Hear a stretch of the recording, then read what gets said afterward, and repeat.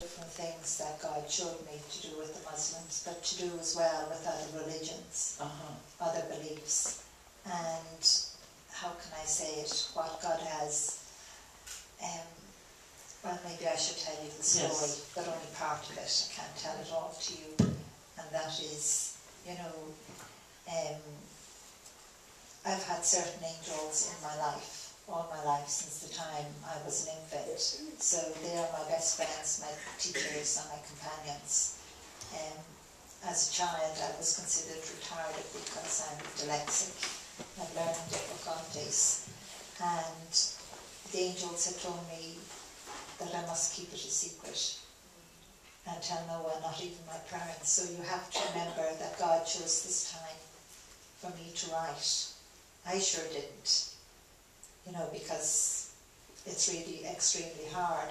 And at the time, the angels used to say when I was very young that I would write about them and God. But as a little child, you take no notice of that, really. You don't really take it serious. But then when I was married, the angel Michael had said, Lorna, it's getting near time for you to write. And I just literally stopped wheeling the pram with my young daughter asleep in it. And I said to him, but Michael, how can God expect me to write one book when I can't even read or write properly? It's extremely difficult. And he said, you know, help will be sent. And it was after my husband had died that I actually, sometimes I'm slow in saying yes to God, but I know I actually have to, really have no choice. That's not fair. And when I did say yes, just help was sent, and one of the presents, because you have to remember I had no money at all, not a penny, and I had just said, you know, I'm going to start to write, and this person that I had just met went out and bought me a computer, a laptop, and a speakeasy, a Dragonite. And that's what I use today. I talk into it and it prints out. But my voice changes when I speak. When I do what God wants me to do, it's forever changing. So I fight with it, give out to it in that sense. But getting back to your question, one of the things that has happened is, I don't know how many years ago it was or how long ago, because time on myself is not very good, but the angel Michael had told me that one day I would meet the holiest and most spiritual man that's in the world. And he didn't say he was Muslim.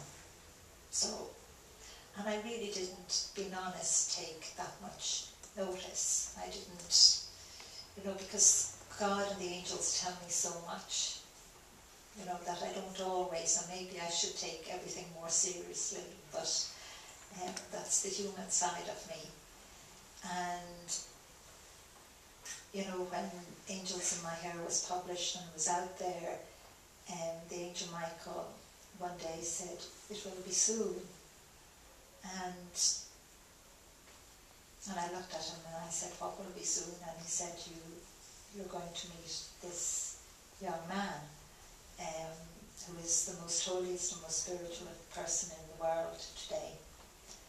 And time passed. I don't even know how much time passed. It was a couple of years or whatever. And during that time, different people would ask, you know, could they have coffee with me or a cup of tea, or could I spare 5 minutes? And Jean across the way there would arrange that if it was possible. And seemingly this young man had got, I can't remember how, in touch with Jean, and Jean asked me, could you give this young man, a total stranger, you know, 20 minutes, 10 minutes, 5 minutes? And when she said it, I was told to say yes. So I said yes, and I met this young man in London, in a hotel, and I think it was upstairs in a hotel, and the angel Michael had come that day, and when I was sitting there, Jean had got up and down, you know, we were waiting, and I said to the angel Michael, well, whoever this is you want me to see, and I don't understand why you're here, you know, in that way. They're definitely late. You know, and the angel Michael said, you know, have patience, you will have the time. And just watching the, you know, the stairs and the elevator, you know, for him to come along. And of course, lots of people came to the lobby. It was part where you had Neil as well. And then when he came, the angel Michael didn't have to say a word. Because, how can I describe this? Just when I saw him, there was no need for words. And I didn't even know then he was Muslim. It didn't matter what religion. That's what you have to remember. It doesn't matter what religion. But when I saw him, I said, oh my God. You know, I just said, oh my God. This is him. This is who the angel Michael has talked about, and who God has said is the most holiest man and spiritual man in the world today. And as he walked over to me without words, I asked, what am I to tell him? And I was told that I wasn't to. And we sat and we talked, and he told me all about his life, his family. And, you know, he must have been, I'd say, nearly an hour with us. And then we had to part and had to go. And during that time, he gave me his phone number, and I have his, you know, vice versa. And I don't know, many years have passed, and I'm asking God, can I tell them this part? And he's actually saying no. So I can't tell you. But he's Muslim, you know, and what I have been told to do is that at as many talks as possible, no matter what religion I am speaking to, or a mixed group of people, where possible I'm to mention that I have met the most holiest and spiritual young man in the world, and I have to mention that he is Muslim as well. So he's there in the world, he's out there. And I don't know what else to say, to be honest with you. Thank you for saying so much. So I do hope you all pray for him, because he actually needs your prayer, and you spread the word that he's there, because he is listening. You know, but how can I say it? Because I can't, God's not allowing me to tell you the other bits when I'm going out to you. So he does need your prayers for strength. Okay? You just say the Holiest Man. Yes. You're praying for that. I can't give you his name. You're praying for the holiest in the world today. You know, and please God, he will do what God is asking him to do, and that the world will allow that. But then that depends a lot on yourselves as well. Okay. You have another question coming. Yeah. Thank you. Yeah. This man, is he a teacher? Is he busy actively in some way? In the sense of... Yes, wisdom and his vocation in teaching, is there something? How can I explain that to you? He's not a teacher. He's not... Is it imam, you call it? Imam?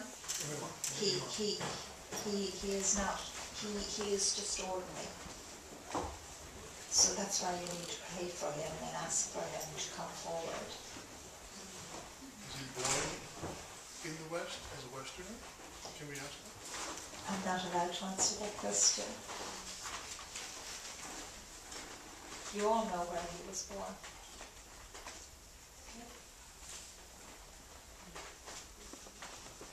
what else do you have to ask? We have more questions. Yes. We have a lot. Do you see any reform?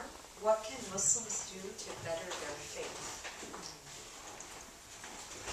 To better your faith, you actually need to pray more and to listen to God and to put your differences aside and to even accept each other. One day there I was watching, to me the whole world is one country, and to me every man, woman and child, you all belong to the one nation. We're all one. And I was watching on TV, was it Iraq?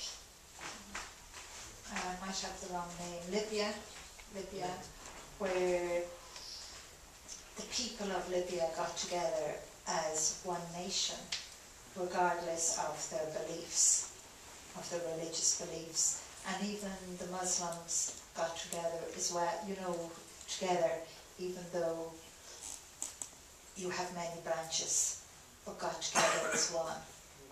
And that's very important all over the world, to put the differences aside.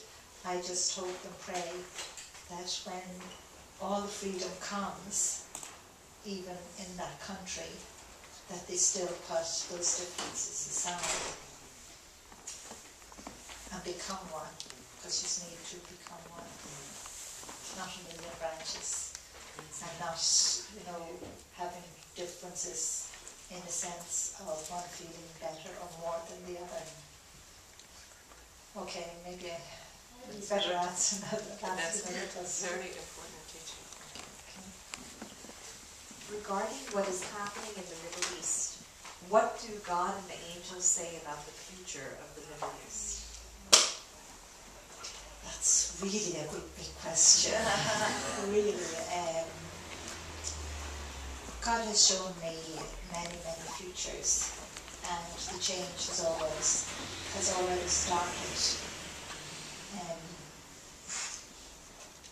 For Muslims and for Jews and for Catholics and Protestants and all of you, all the different religions, I never realised there were so many in the world. I'm actually shocked. You all have to get together. We all have to learn how to pray together. That is really important, and not one to feel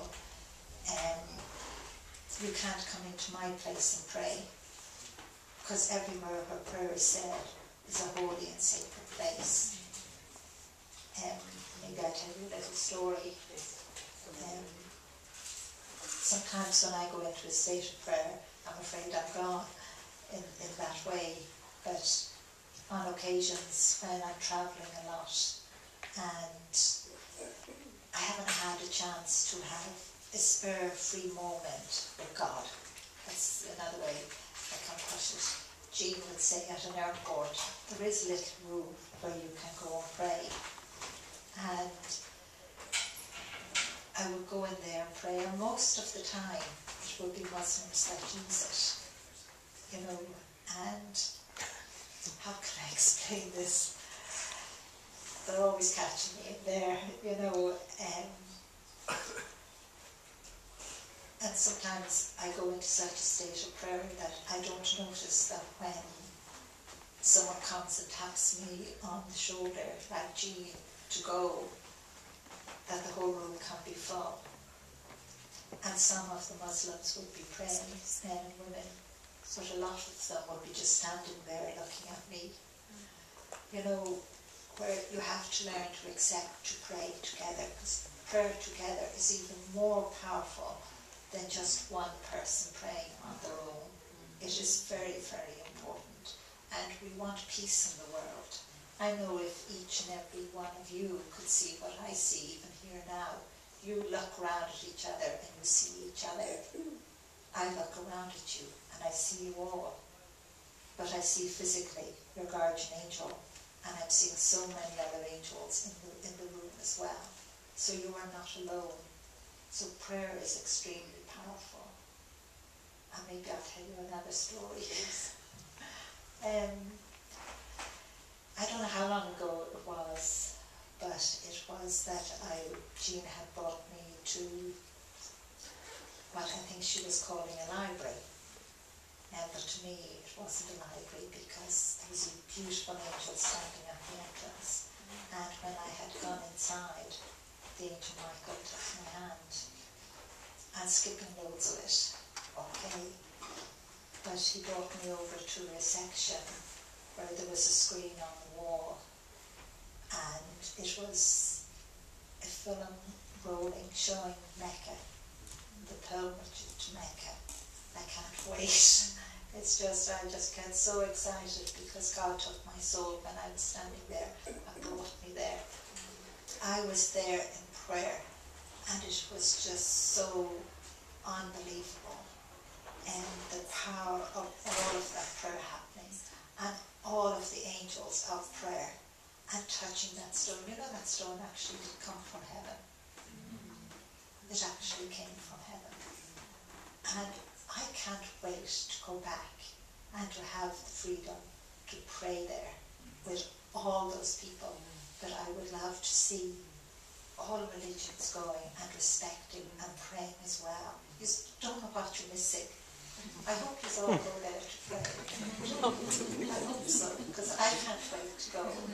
And the thing is, God has never allowed me to go to, I'm a Catholic.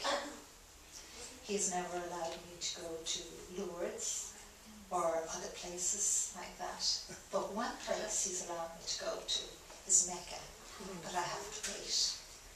That part, it's just so frustrating. I'm telling you, it's so frustrating.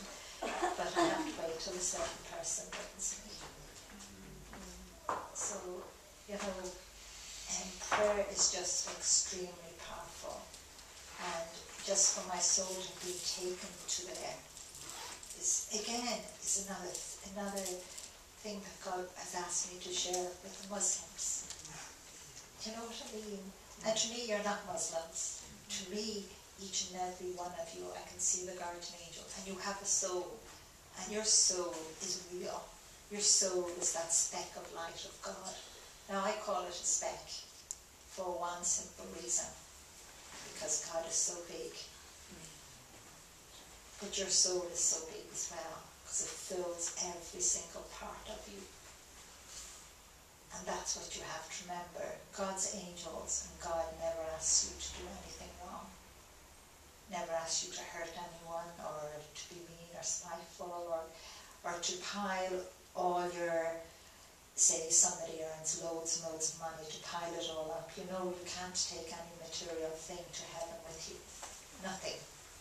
So when God gives you blessings and abundance, you keep some for yourself because you need the material things. But you must share as well. Because without God, you are nothing. And you can't do nothing without God either. Okay? Sorry, I better not keep going on. Oh, it's beautiful to let you go on. Oh God, we're asking questions. That's why we're here, so you can go on. Would you like to ask another question, Bill? Each of these questions, ask another question. It's just a facet in the ocean that Lorna is sharing. How can we help with the spiritual guidance of America? You have to open your doors. You have to open the doors to everyone and not to judge or condemn. You actually have to love freely. You give with a free heart, but you expect nothing in return. I say one thing to everybody. If I had to rescue all of you from falling off a cliff, and I had to pull you up one by one, I would do so, regardless of your religious beliefs or who you are, or whether you are good or bad.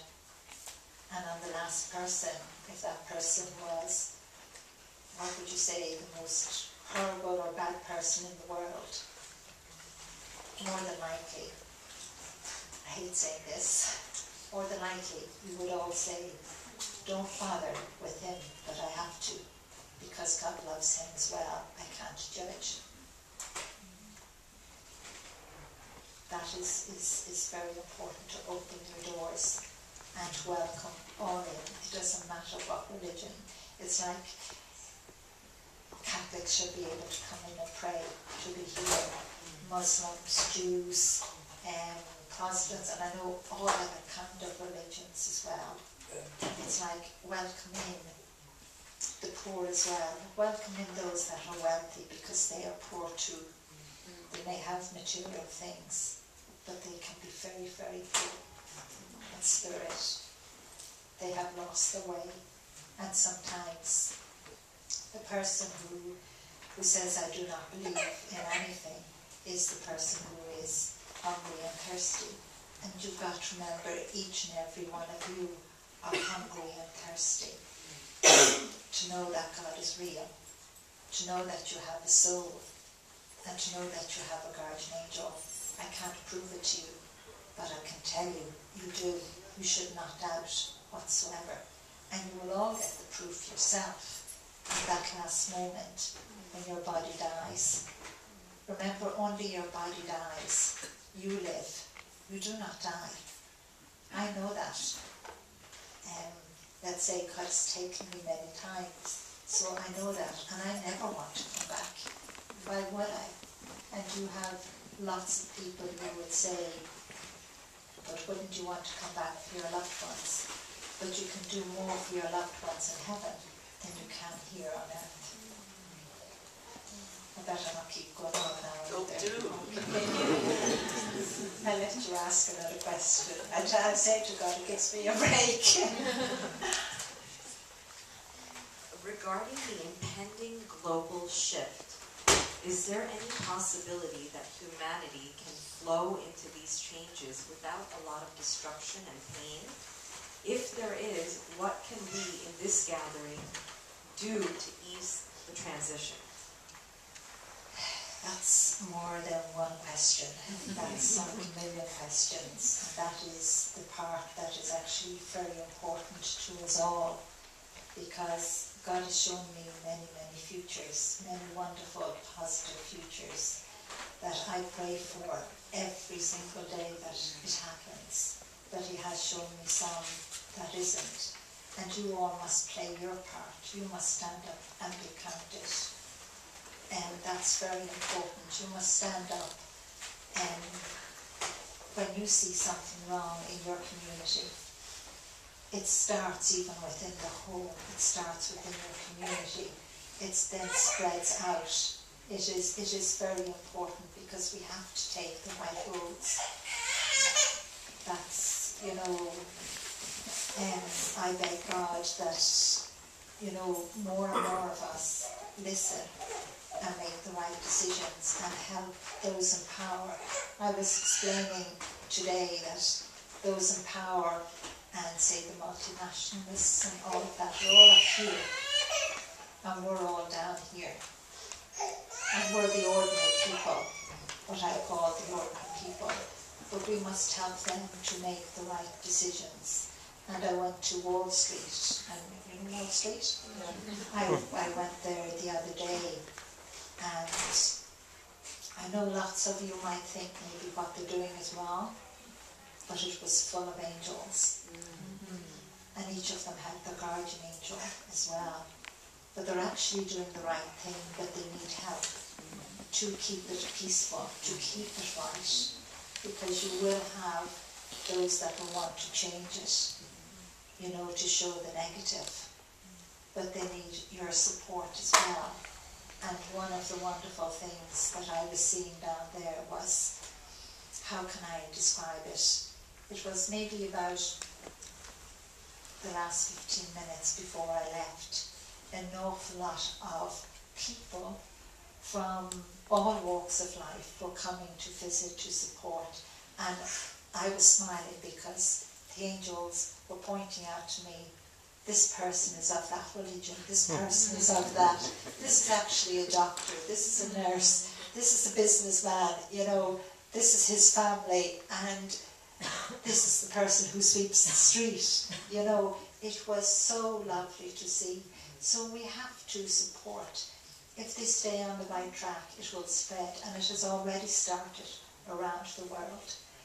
So they are doing the right thing for each and every one of us who can't be there, but we still have to support them. So you can support by prayer as well, because I'm afraid the other side does exist. And we respond to the other side quicker than we do to God and God's angels. And that's always the sad part to me, because we listen to the other side more. I wish we didn't. But it is the human part of us, of wanting, wealth, greed, power, all of those things. But none of those things can buy love. None of those things can get you to heaven in another, and try to explain that way. And none of those things can really bring you happiness and joy. God gives us the gift of love and so many blessings and so many gifts, and they're free. We don't have to pay for them, but yet we look at them and we say, we kind of throw them away, just like your guardian angel, just like God, just like your soul. I better let you ask another question. According to your angels, what are the most pleasing things we can do for God? The most pleasing thing, I often ask God that as well. What's the most pleasing thing I can do for him? And he just smiles at me and he says, say to me, Lorna, stop hiding. And I do have the habit of trying to hide, but I'm afraid it used to be really easy before, but he's made it so hard now. It's very hard for me to hide anywhere. So it is that you don't hide. Don't be afraid to say that you believe in God. Don't be afraid to say that you have a guardian angel. Don't be afraid to say that you have a soul, that there is more to life, because there is more to life. God chose this time for me to write, and I still couldn't do it without him, and he has sent so much help. But it's God's time that has chosen, and just think about that, and think about what's happening in the world. It's a wake-up call. Please all, will you all wake up? There's not meant to be any more wars. There's not meant to be hatred. There's not meant to be, anyone starving or hungry. And one day, in one of the wonderful futures God has shown me, is that the body and soul intertwine with each other. And this earth becomes a little glimpse of heaven. And that is beautiful. You have to get more faith. I trust completely in God. Literally completely. I don't ask him about tomorrow. Well, sometimes when he has me on a journey, he has Jean organising all of that. But like my daughter today, I rang her and talked to her. She's 15 now, and she says, Mom, I really miss you terrible. And I said, I know, and I miss you too, and I love you. And she says, Mom, can you not just pack up and come home? And I said, no, I can't, because I have to do what God has asked me to do. I said, then I will come home. But I know I'll be home only for a while, and he's going to, well, even when I get home, he has me doing so much. Just get more faith. Just start believing in God, trusting in God, and live your life, and do what you have to do. But always remember, God will never ask you to do anything wrong. If you're doing something wrong, you are not listening to God, and you are not listening to his angels. Even if you are being mean or spiteful, you've got to remember, down to that little thing, you've got to remember that. And reach out and help others. And don't say to yourself, what's in it for me? I never say what's in it for me, because I haven't got the faintest idea what's in it for me, because that doesn't come into it. Life is so, so precious, and it is so, so important. And give that smile, because at times God asks you to be a lifeline for someone else. And it could be just that smile that you're to give to them. That's one thing he's had me doing here in America all of the time. And I love New York. It's lovely. It's when I come and I see, how would I describe it, all the different faiths, all the different beliefs, all the different nationalities going up and down the street, and knowing that God has had you all gathered from all over the world with what I call his American gathering angels, and have brought you all here. Every nation is in this country, and every religion is here, and you still get it. You know, yous are all the future. From America comes the change, even the change in religion, in the sense that you all get under the one umbrella of peace. And I just say to God at times, could you think we could wake them up a little bit? It's really hard. But it is your doubt. Your doubt, you know, if God is real.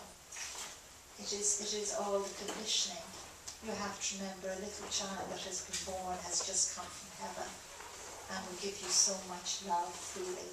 And a little child that has just come from heaven sees the angels as physically as I see them as well. But adults kind of tell them, you know, that's not so. You know, if a child turns around and says to you, you know, I see an angel, or there's someone standing there and the child doesn't know it's an angel, but expects that you can see it too, the adult will turn around and say, you know, that's nonsense, you know, that's in your imagination, so the child closes it down.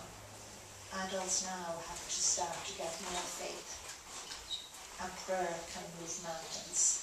So I'd love to see you all praying more than you do, even walking down the street to pray. You don't have to have, because I have to tell you, God doesn't give me very many moments alone anymore.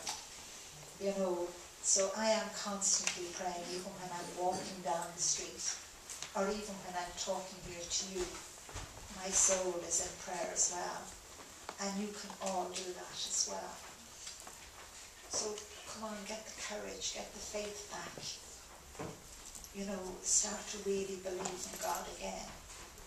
It is so, so important. Because you are the future. Each and every one of you are. You know, so start to stand up and be counted and change this world. Make the change for the better. I don't want children of the future saying, and looking back, what did they do? Look what they have done on us. They have left us with nothing. And remember, your planet, the earth, the whole universe is a gift from God as well. And we have to take care of it too, and not take it for granted. I always remember meeting this man, or loads of men and loads of women, you know, that, how can I say, have had so much material things, and they take literally everything for granted. And on occasions I would say to them, you know, you have so much abundance. Could you do one little thing even? I said, even give one person a job for the rest of their life, that they can raise their family and educate their family. And the sad thing is, they take out the pen and paper, or out, what's it, the phones now, and they would be adding up how much it costs them. And that would make my heart cry, because they shouldn't be adding it up. Because they have so much abundance that they really wouldn't miss it at all. But yet, it would change somebody's life for the better. So in any little way that you can help to change someone's life for the better, you should, because God is watching you. He's watching each and every one of us. He can see every single thing. I know I haven't said this before. He can see every single thing you do. And I know that. I won't tell you how I know that. But he can literally see every single thing you do. He does not miss a speck of dust. Nothing. So get your faith back. I better stop talking. Okay. Are our angels just as accessible to us as yours are to you? Of course they are. You shouldn't doubt that you have a guardian angel. Remember, your guardian angel is the gatekeeper of your soul, and your guardian angel will never leave you for 1 second. And again, your guardian angel loves you unconditionally. And to your guardian angel, you are their number one. And all that your guardian angel wants you to do is to try your best. Do your best. Because none of us are perfect. I'm not perfect. You're not perfect. But we must do our best. We must keep on trying. Angels, God's angels are free. They're a gift to each and every one of us. I would often hear people say, well, this person has a guardian angel. But you might say, well, where's mine? I don't have one. I can assure you, looking at you, you do have one. And looking at you, you do have one, as well as everyone else here. Never think that you are taking up God's time, or the angels are kind of taking up their time, because you're not. They're there. God has given them. God is pouring them down onto the earth, and we are rejecting them. Why throw away a gift that God is giving you? When you just think about it, God is giving you something, and you're throwing it away. The world is throwing it away. We have to accept what God gives us. It's so, so important. And the angels do help you all of the time, constantly. You're all here tonight. Even if you're aches and pains, you're still here tonight. You still have listened and you have come. Remember that. You have listened to God's angels, you have listened to God, and you're here. And you may have come with saying, I'm not going to believe a word. I want to see for myself. This is not real. But you have listened to God, and that's all that matters. And if you leave and you just question, that's the biggest step of all. I better say no more. Okay. And what do the angels, what should we as a Muslim faith community be doing to bridge better relations globally? I wish that all Muslims all around the world, well, maybe I would say, would call on that young man. And the other would be that you join together as one nation, and you invite other religions as well to pray together. And I know it is happening around the world, but it's not proper. These aren't doing it right. These aren't doing it freely. These are still looking at each other's differences. And I'm just waiting for the day that I'm brought to Mecca to pray. You still have to have a lead on me, because my soul will just go straight forward. Because it is so, so powerful. There was thousands of people there praying. And it didn't matter whether they were Muslims or what religion. It doesn't. And that stone was there. I can't pronounce the name again. The black stone. Yes, and just reaching out and touching it. It is such a holy place at that time, and the prayer is never, never ending.